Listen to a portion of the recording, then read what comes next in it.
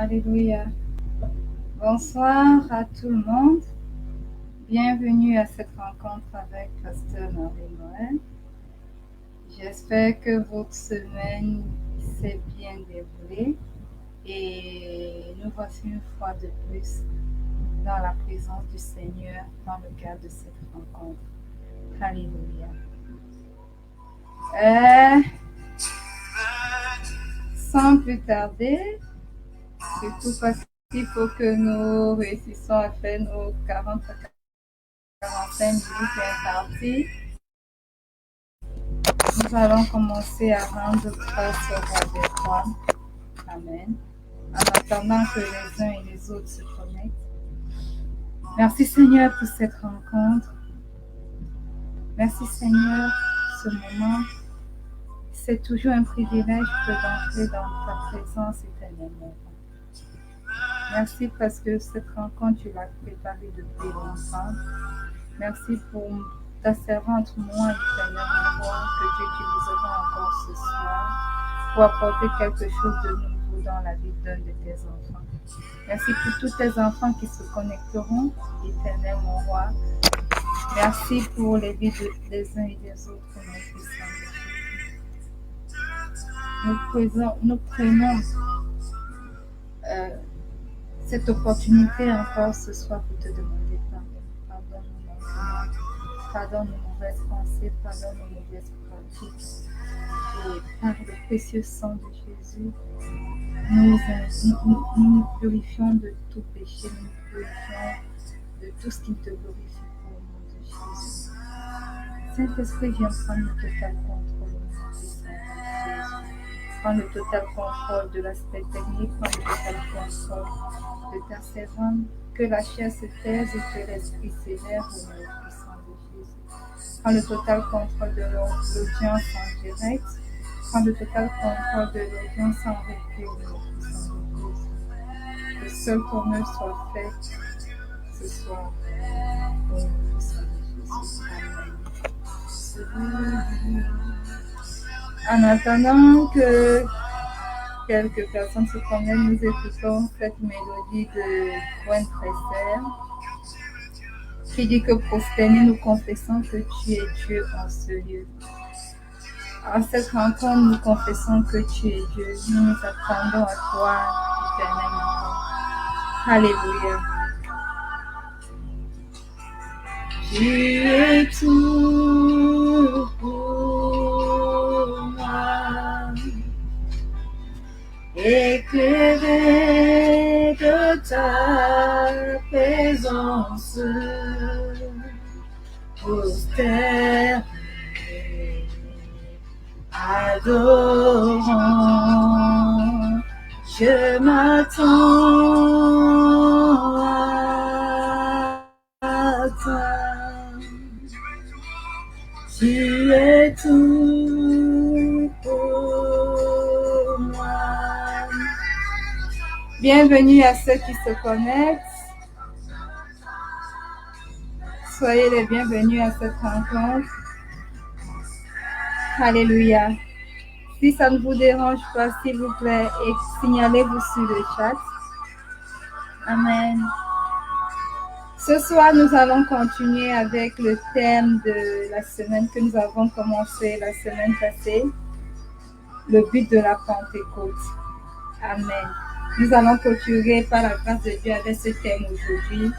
J'ose espérer que toi qui te connectes ce soir, tu as eu le temps d'écouter la première partie qui décrit les différents objectifs de la Pentecôte. Pourquoi est-ce que la Pentecôte était indispensable pour l'Église d'aujourd'hui? Pourquoi le Seigneur Jésus a dit qu'il fallait mieux pour lui qu'il parte afin de nous envoyer le Saint-Esprit. Alléluia. Et aujourd'hui, nous allons continuer avec cette deuxième partie qui va nous révéler réellement le cœur de la Pentecôte. Amen. Bienvenue Gilbert. Bienvenue à cette rencontre. Alléluia.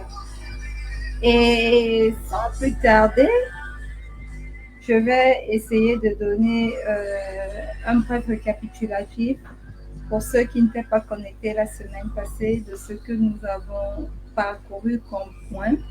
Alléluia. Si tu n'étais pas connecté, au moins, je pense que tu as vu le flyer être distribué et que donc, tu as au moins pu avoir au travers du flyer les grandes lignes de ce qui s'est dit la semaine passée.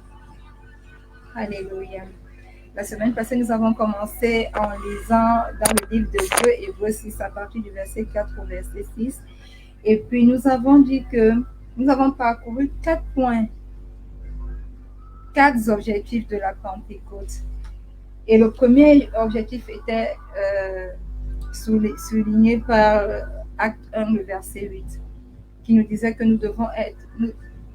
la Pentecôte était importante parce que elle faisait de nous des représentants de Dieu. Alléluia. Et dans le développement de la semaine passée, j'ai dit que c'est un honneur d'être considéré sur cette terre comme le représentant de Dieu. Et j'ai également dit que nous avons également dit que beaucoup de personnes parlent en leur nom. Mais quand nous sommes des enfants de Dieu, quand nous sommes des fils de Dieu, nous ne parlons pas notre propre nom. Nous parlons au nom du Père. Parce que nous sommes quoi? Parce que nous sommes ses ambassadeurs. Amen. Puis nous avons parcouru le deuxième objectif qui était de faire de nous des instruments de prière. Et dans cette optique, nous avons lu dans 2 Thessaloniciens, le chapitre 5, le verset 17, qui disait que prier sans cesse. Alléluia. Prier sans cesse, c'est une des choses que le Saint-Esprit nous aide à faire parce que par notre propre compréhension, par nos propres termes, nous ne pouvons pas réellement prier sans cesse. Notre prière est limitée aussi bien dans le temps que dans les paroles que nous choisissons à dire au Seigneur. Mais nous avons vu dans ce deuxième point que le Saint-Esprit vient révolutionner notre vie de prière et nous rend des instruments de prière pour le Seigneur. Alléluia. Et nous avons également dit que avec le Saint-Esprit, nous sommes capables de prier pendant longtemps, des jours même. Alléluia. Alors que quand nous prions en compréhension, ce n'est pas possible pour nous de le faire. Bienvenue à ceux qui se connectent. Je vous vois vous connecter. S'il vous plaît, signalez-vous sur le chat. Amen. Et en plus du fait que nous pouvons avec le Saint-Esprit prier plus longtemps, il était possible pour nous de prier selon la volonté de Dieu. C'était l'un des objectifs que nous avons cités la semaine passée de la venue du Saint-Esprit sur la terre. Amen. Et le troisième objectif que nous avons vu, c'était que nous puissions être en communion avec le Seigneur Jésus. Amen. Et nous avons évoqué le fait que pour être en communion avec une personne, il faut connaître la personne. Amen.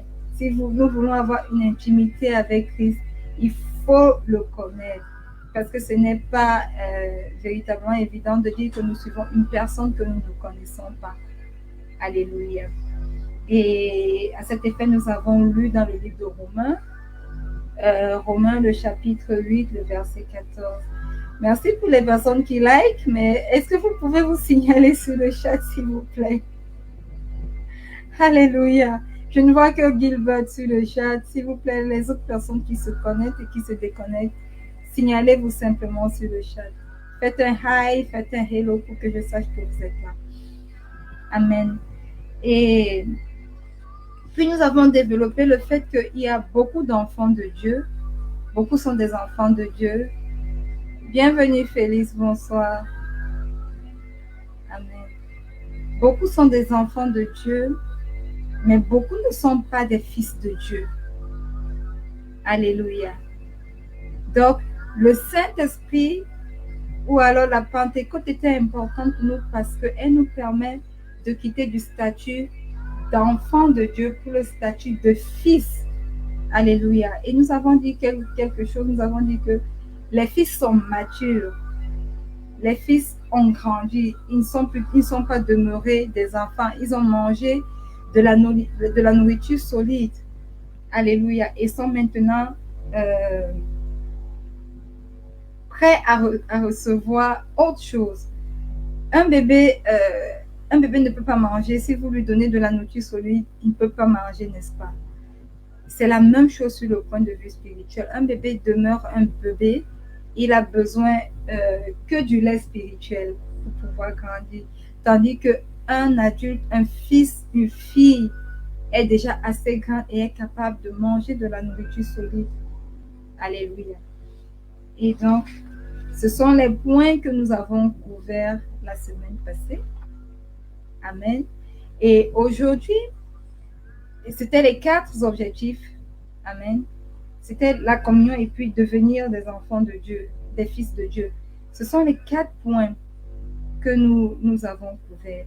Et aujourd'hui, pour continuer, nous n'allons pas parler des objectifs cités tels que nous l'avons cité la semaine passée, mais nous allons parler du processus qui nous permet de quitter de l'étape de la personne qui communie déjà avec Christ à la personne qui suit Christ.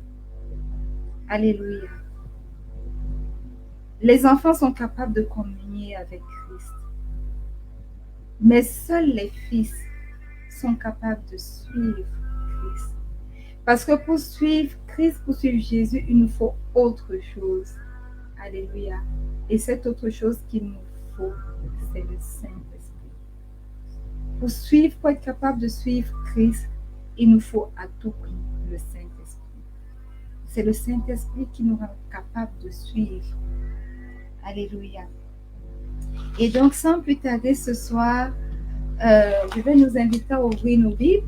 Amen. J'espère que tu as ta Bible avec toi. Gilbert, j'espère que tu as ta Bible. Félix, j'espère que tu as ta Bible. Ceux qui sont connectés et que je ne vois peut-être pas, j'espère que vous avez vos Bibles ou alors que vous notez les versets bibliques. C'est important de pouvoir reparcourir ces versets bibliques seul à la maison. Alléluia.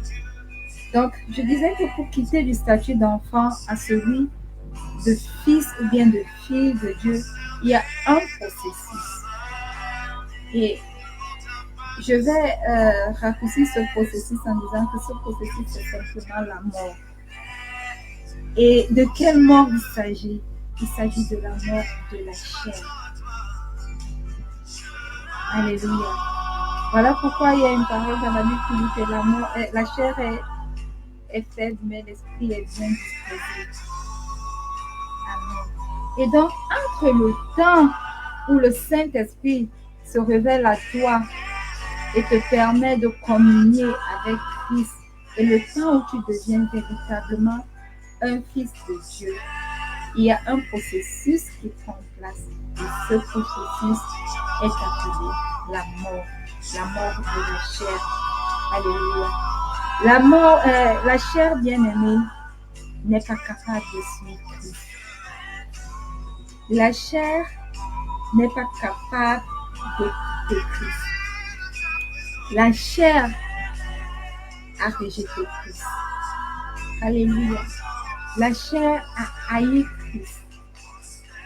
Et la chair ne peut en aucun cas plaire au Seigneur. Amen. La chair ne peut pas plaire au Seigneur. Et donc, le processus est mis en place lorsque nous commençons progressivement à nous libérer de la chair. Amen. Laissez-moi vous dire ce soir, bien aimé, que du moment où nous naissons de nouveau, notre esprit est rebelle. Amen. Nos pensées sont rebelles, notre chair est rebelle. Amen. Notre nature est une nature de rebelle. Voilà pourquoi il est écrit dans la parole de Dieu que je pense que Nous allons lire, nous allons ouvrir nos livres, nous allons commencer notre lecture ce soir dans le livre de Romains. Romains, j'espère que tu as ta Bible avec toi. Bonsoir Josiane, bienvenue. Waouh, c'est un plaisir de t'avoir ce soir. J'espère que tu vas bien. Alléluia. Et donc, ouvrons nos Bibles dans le livre de Romains, Romains 6, le verset 6. Il est écrit.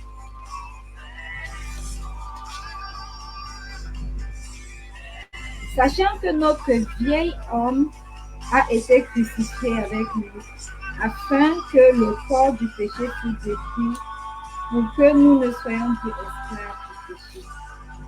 Alléluia. La Bible appelle cette nature de rebelle que nous avons quand nous naissons de nouveau. La Bible... Ok, Josiane, je baisse... Ok.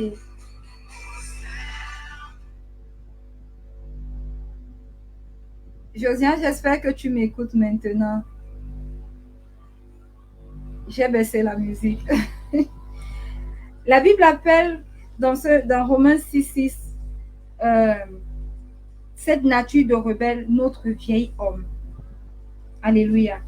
Et il dit, sachant que notre vieil homme a été crucifié avec lui, afin que le corps du péché fût détruit, pour que nous ne soyons plus esclaves du péché. Alléluia. Amen. Sachant que quand nous naissons de nouveau, notre nature est là, elle est rebelle et c'est elle que la Bible appelle le vieil homme. Maintenant, j'aimerais que nous comprenions une chose. La Bible dit que ce vieil homme-là a été crucifié sur la croix avec Christ. Alléluia.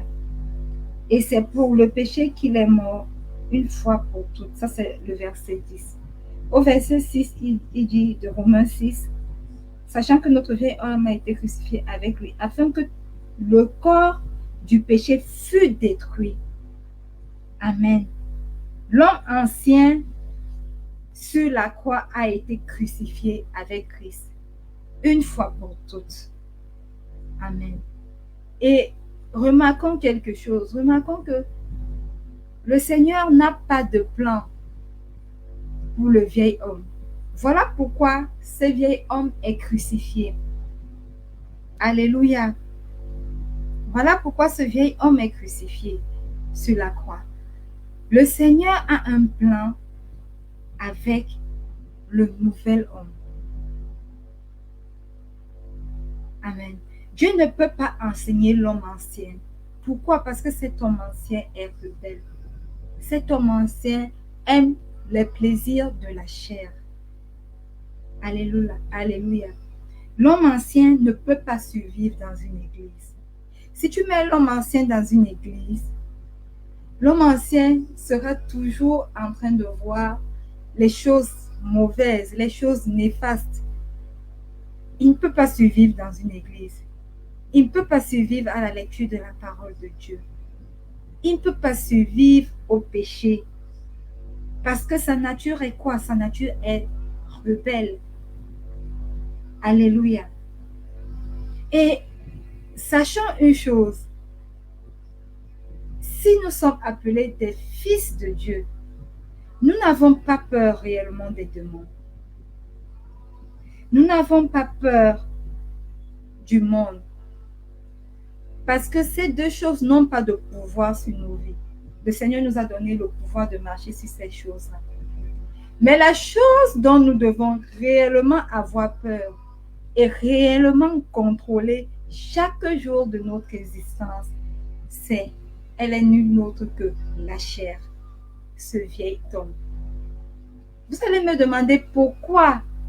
Je vais vous répondre, parce que ce vieil homme, bien qu'il soit mort et crucifié avec Christ, est capable de se ressusciter très vite.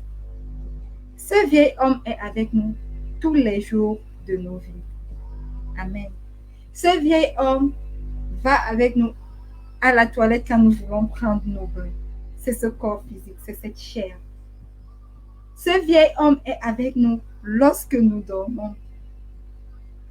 Lorsque nous réfléchissons, nous voulons prendre des décisions encore. Ce vieil homme est présent.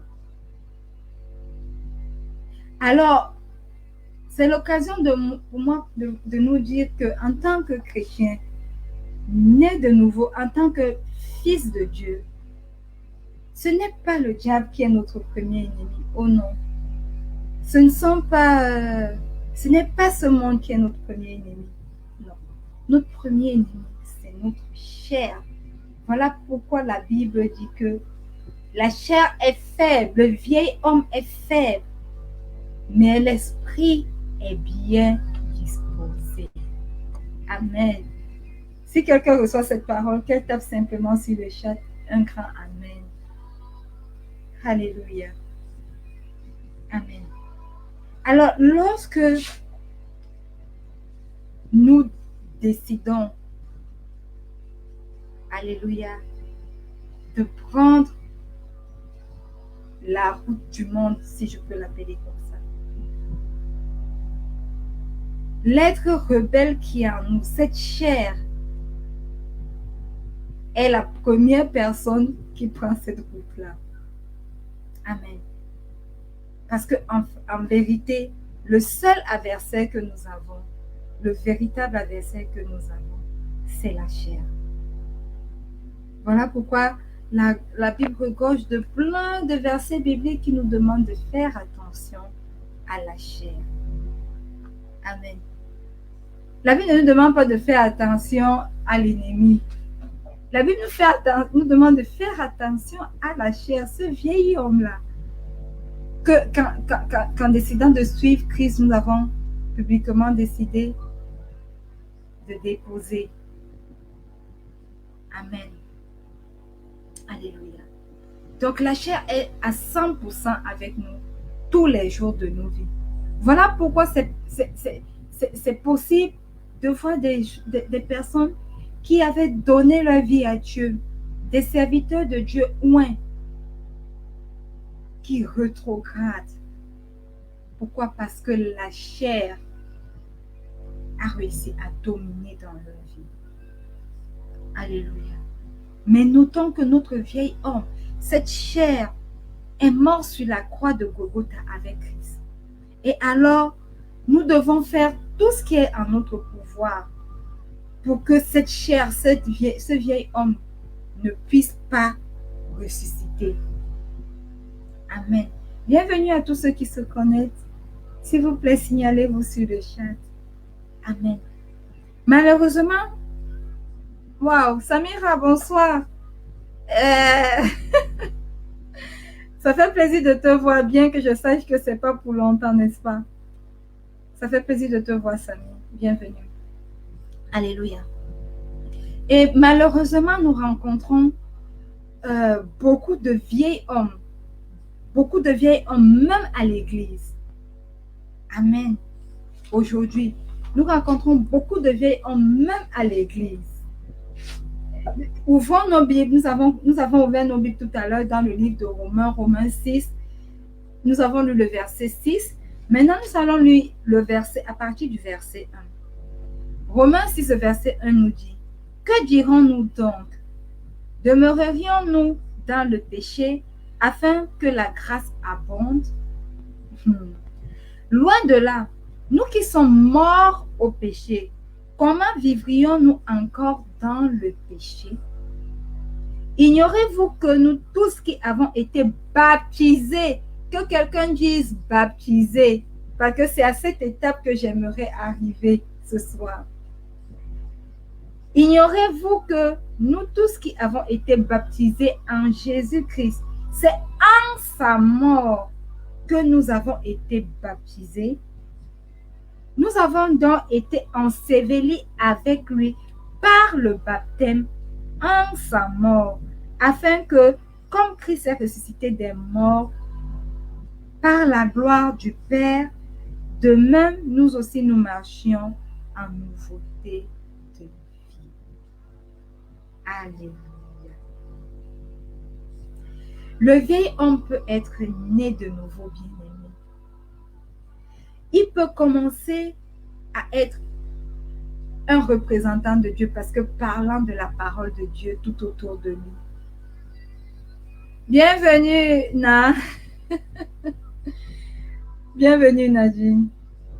Le vieil homme peut commencer à prier parce que c'est une décision que nous prenons de prier. Alléluia. Le vieil homme peut commencer à communier avec Christ. Alléluia. Le vieil homme peut commencer à connaître Christ à travers la parole de Dieu. Mais lorsque nous commençons à suivre Jésus, le vieil homme ne peut pas le suivre. Le vieux homme ne peut pas suivre le chemin de la croix. Alors en ce moment, c'est le Saint-Esprit en nous qui prend le relais et qui suit Christ. Voilà pourquoi on parle du baptême dans ces versets de Romains 6 que nous venons de lire. Lorsque tu marches par la chair, Dieu t'appelle son enfant. Mais à partir du moment où tu marches par l'esprit, Dieu t'appelle son fils. Et lorsque nous naissons de nouveau, nous sommes comme des enfants. Nous devenons ses représentants. Nous sommes toujours ses enfants. Nous devenons des instruments qu'il utilise pour la prière. Nous continuons d'être ses enfants. Nous communions avec Christ, nous continuons d'être des enfants. Mais lorsque arrive le moment où nous prenons la décision de mettre la chair à la mort, amen, et de ressusciter avec Christ, alors c'est une déclaration forte du baptême. C'est une déclaration forte du fait que nous mourrons ensevelis dans les eaux du baptême avec Christ et que nous ressortons en nouveauté de vie. Amen. Et malheureusement, dans les églises aujourd'hui, beaucoup de chrétiens vont dans les eaux de baptême, mais en ressortent simplement mouillés, mais pas de nouveauté de vie. Ressortent avec ce vieil homme. Ils vont dans les eaux du baptême pour être ensevelis par la mort, mais ressortent encore avec ce vieil homme. Ne laisse pas, n'abandonne pas ce vieil homme dans les eaux. C'est pour ça que nous pouvons avoir des chrétiens qui semblent être matures dans l'église, mais qui continuent de commettre la fornication, qui continuent de commettre l'adultère, qui continuent de vivre selon les choses de ce monde. Pourquoi? Parce que la chair en eux n'est pas morte. Parce que la chair n'a pas été pour eux crucifiée avec Christ. Alléluia. Je ne sais pas si quelqu'un est béni ce soir.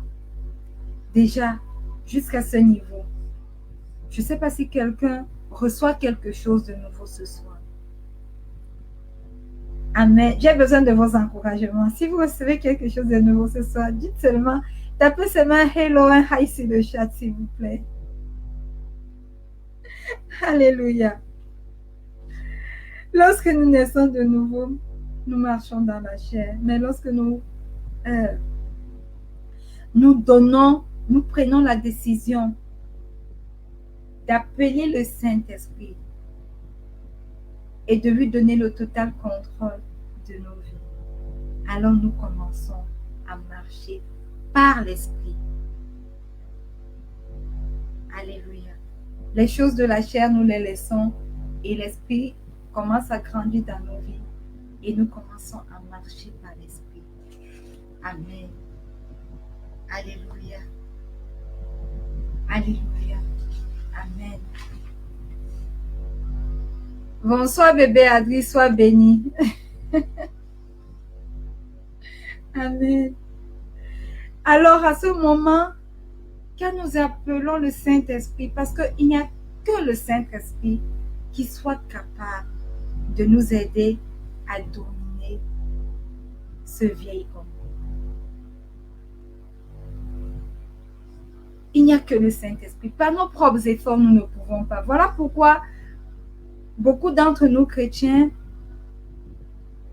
nous sommes à l'église, mais nous continuons à tomber et à retomber dans le péché. Parce que nous voulons faire les choses par notre propre force. Nous ne pouvons pas marcher selon l'esprit par la chair, c'est impossible. Pour pouvoir marcher selon l'esprit comme le Seigneur Jésus nous demande de le faire, pour pouvoir le suivre, il n'y a qu'une seule opportunité pour nous, une seule alternative pour nous. C'est de demander au Saint-Esprit de nous aider à venir le faire. C'est de demander au Saint-Esprit de nous aider à dominer la chair. Alléluia. Amen. Lisons rapidement dans le livre de Romains, Romains 6. Aujourd'hui, nous restons dans le livre de Romains 6. Nous fluctuons dans le livre de Romains qui regorge de beaucoup de trésors pour ce que nous sommes en train pour le sujet que nous sommes en train de développer ce soir. Donc, dans le livre de Romains 6, nous lisons à partir du verset 13.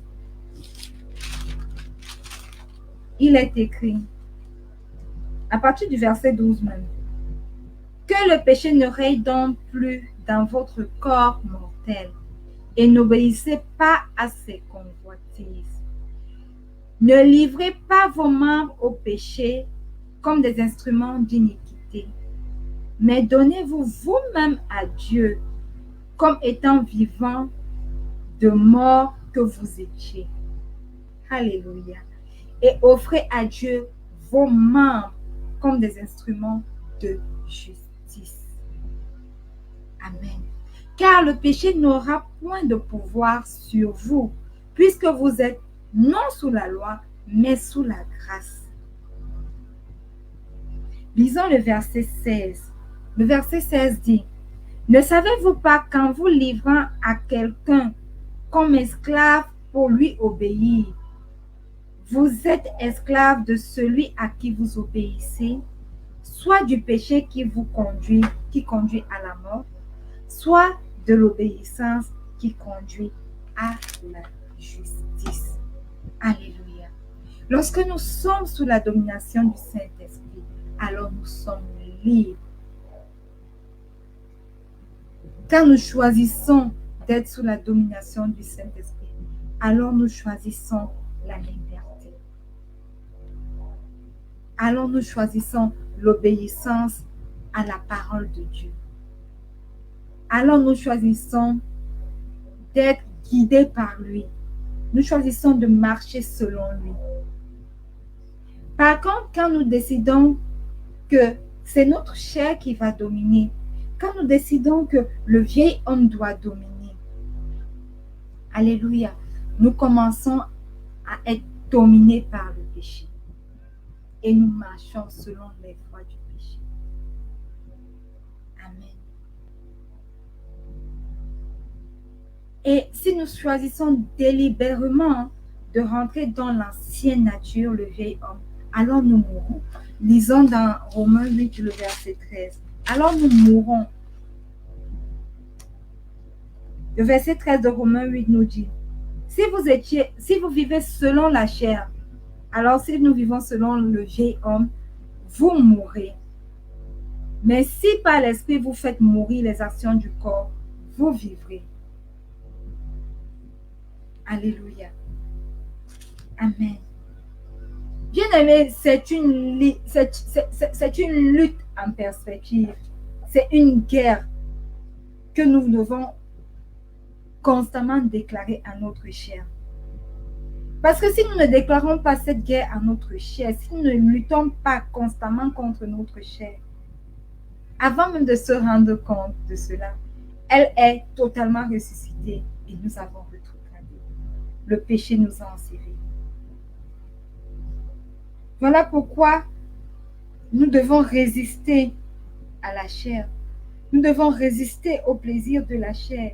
Quand la chair nous demande de partir dans des boîtes de nuit, de suivre nos amis, quand la chair nous dit, écoute, c'est juste pour une fois, non? Goûte un peu cet alcool-là. Une fois, ce n'est pas tuant. nous devons résister.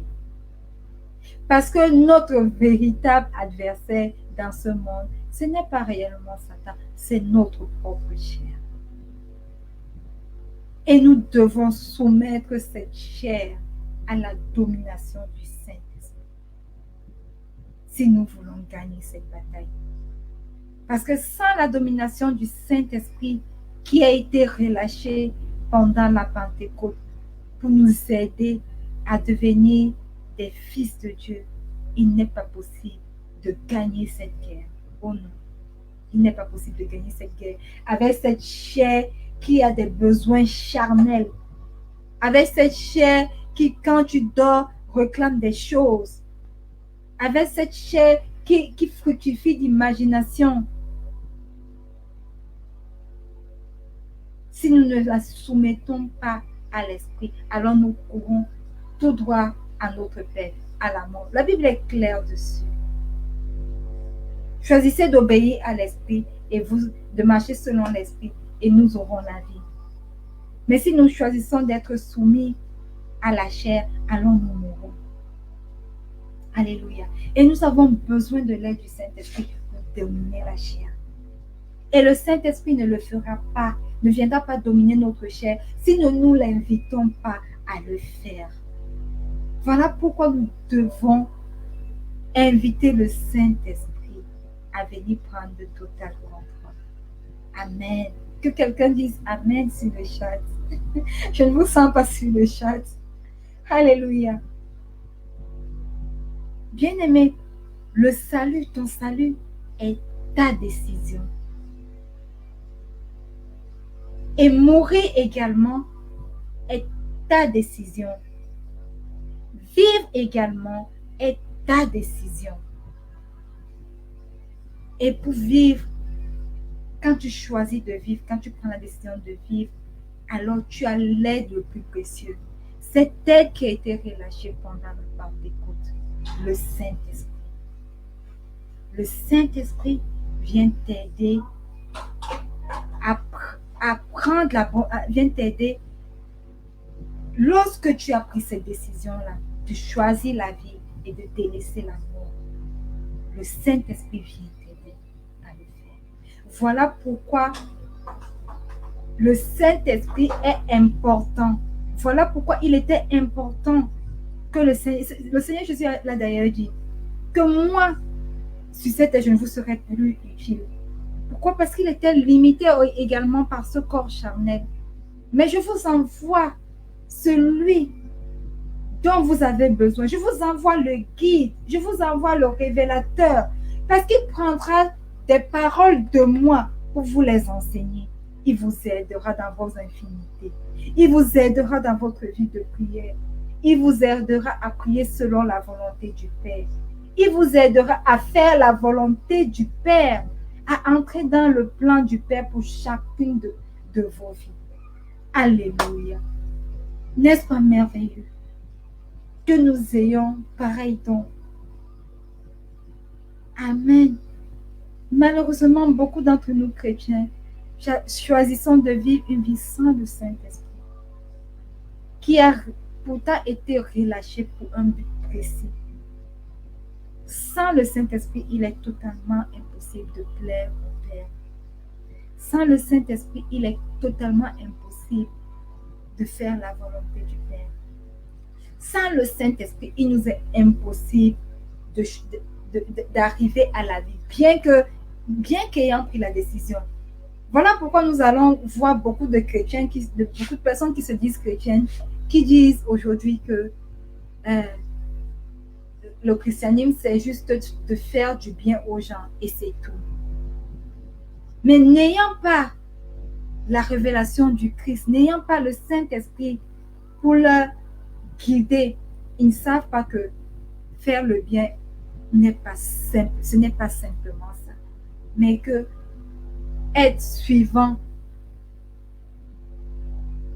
fils de Dieu, ça veut dire que nous abandonnons toutes choses et que nous suivons Christ. Alléluia. Nous allons lire notre dernier verset. Alléluia. Dans le livre de Matthieu, c'est un verset que tout le monde connaît, Matthieu 11, qui parle des jougs. Amen.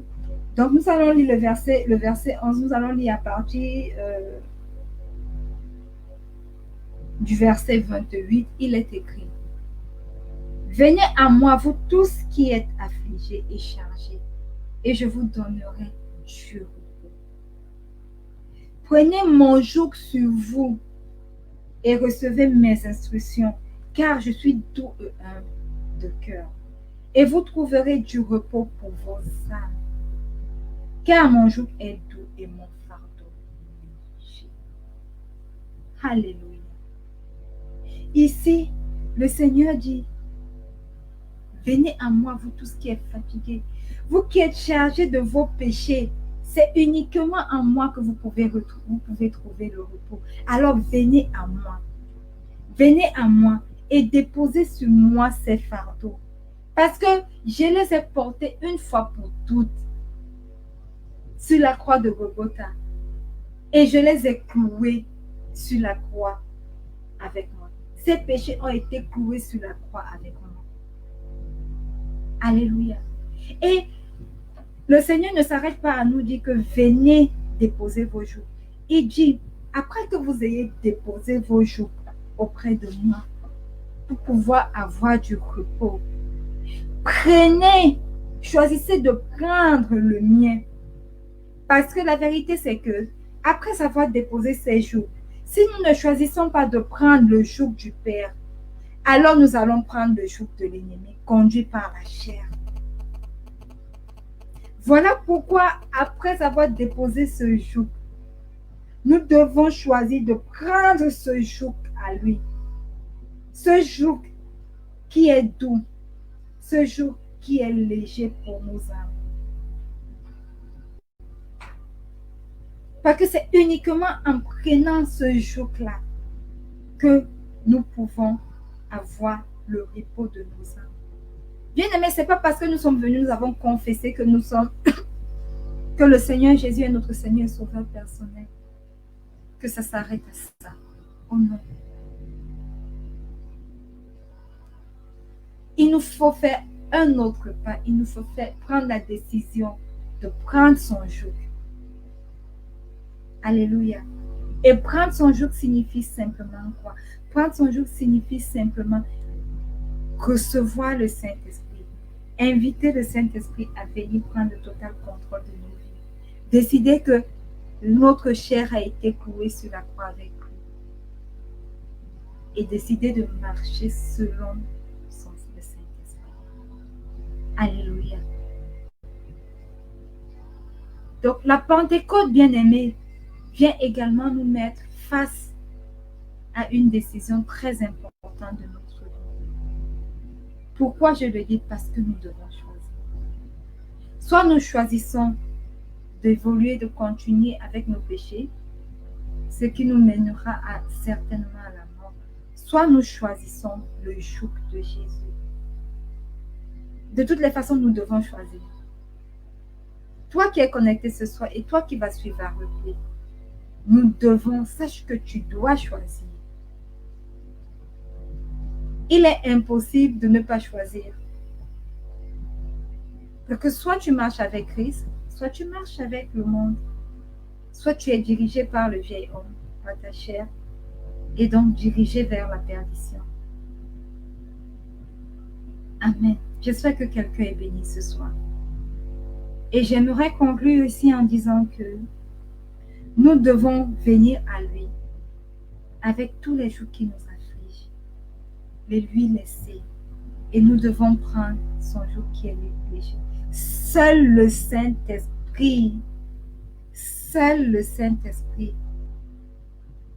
est capable de nous faire prendre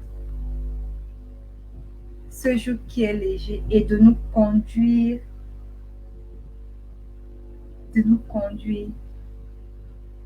vers le chemin qui nous permet de suivre Christ, vers le chemin qui nous permet de devenir des fils, vers le chemin qui nous permet de marcher selon les directives du Christ. En d'autres termes, seul le Saint-Esprit est capable de nous aider à porter nos croix et à suivre Jésus. Take up your cross and follow him. Charge-toi de ta croix et suis-le si tu veux réellement devenir son disciple. Amen. C'est un message à faire suivre au bébé. Merci Samira. Alléluia. J'espère que quelqu'un est béni ce soir. Parce qu'en réalité, nous pouvons, autant que nous voulons dégager beaucoup d'objectifs de la Pentecôte. Mais le cœur même de la Pentecôte, le vrai cœur même de la Pentecôte, le vrai message même de la Pentecôte est de pouvoir prendre la décision de faire taire ce vieil homme, faire taire la chair, de donner, d'inviter le Saint-Esprit et de marcher selon le Saint-Esprit. Amen. Alors, si tu es connecté ce soir et que tu prends la décision de marcher selon l'Esprit, tu as pris la décision depuis longtemps d'inviter le Seigneur Jésus comme ton Seigneur et ton sauveur personnel. Et tu t'es arrêté à cette étape. Alléluia. C'est bien d'avoir invité le Seigneur Jésus comme ton Seigneur et ton sauveur personnel. Amen. Mais ce soir, je t'invite à franchir une autre étape. Je t'invite à aller à la croix, à déposer ce fardeau et à prendre le joug qui est le plus léger pour toi. Ce fardeau est plus léger, ce joug qui est doux pour toi, le joug de Jésus. Et de marcher après lui, guidé par l'Esprit de Dieu, guidé par le Saint-Esprit. Amen. Si tu es connecté ce soir, tu n'as même pas fait la première étape, tu n'as même pas reconnu le Seigneur Jésus comme ton Seigneur et ton sauveur personnel.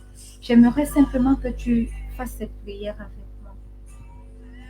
Dis simplement, Seigneur Jésus, je viens à toi tel que je suis. Je reconnais que tu es mort sur la croix de Golgotha. Ce soir, je fais de toi mon Seigneur et mon sauveur personnel. Viens et demeure dans mon cœur. Satan, écoute et écoute mon cœur. Je ne t'appartiens plus. J'appartiens à Jésus. Dis encore, Seigneur Jésus, écris mon nom dans le livre de vie, afin qu'un jour je sois au paradis avec toi. Et que le peuple de Dieu dise un grand Amen. Quel que soit l'endroit où tu es, j'aimerais que tu tapes un grand Amen. Alléluia. Et nous allons clôturer ce soir avec ce sujet passionnant, le but de la Pentecôte. J'espère que tu as écouté la première partie et que tu as été béni par cet enseignement. Parce qu'en tant que chrétien, c'est important pour nous de savoir pourquoi la Pentecôte. Pourquoi le Seigneur Jésus a dit qu'il vaut mieux pour moi partir pour que je puisse t'envoyer le consolateur, l'esprit de vérité, l'esprit de justice. Alléluia. Et je vais t'inviter ce soir à étendre tes mains vers moi pendant que je prie pour toi. Alléluia. Seigneur, je te rends grâce. Merci parce que ce soir, nous savons pourquoi tu as dit à tes disciples qu'il vaut mieux que toi partir afin que le consolateur, l'esprit de vérité, puisse venir à nous. Merci éternellement, roi, pour ta Pentecôte. Merci pour le Saint-Esprit qui est descendu à nous. Merci parce qu'à cause du Saint-Esprit, il nous est possible de nous décharger de nos jougs éternellement, roi, de cette fardeau que nous avons longtemps traîné, ces casseroles, ces marmites qui ont fait tellement de bruit derrière nous, que nous traînons depuis longtemps. Nous sommes capables aujourd'hui de les déposer à tes pieds et par le Saint-Esprit de prendre ton joug qui est léger et de marcher selon ta volonté, d'accomplir tes plans pour nous dans nos vies sur cette terre. Oh, quel honneur tu nous accordes de nous envoyer éternellement dans ton esprit. Esprit de Dieu, Esprit de Jésus, viens à nouveau vivre dans nos vies. Nous prenons à nouveau ce soir la décision de te servir, de servir Christ, de marcher selon sa volonté. Alors viens, nous t'invitons dans nos vies. Viens demeurer dans nos vies et prends le total contrôle au nom puissant de Jésus. Amen. Alléluia.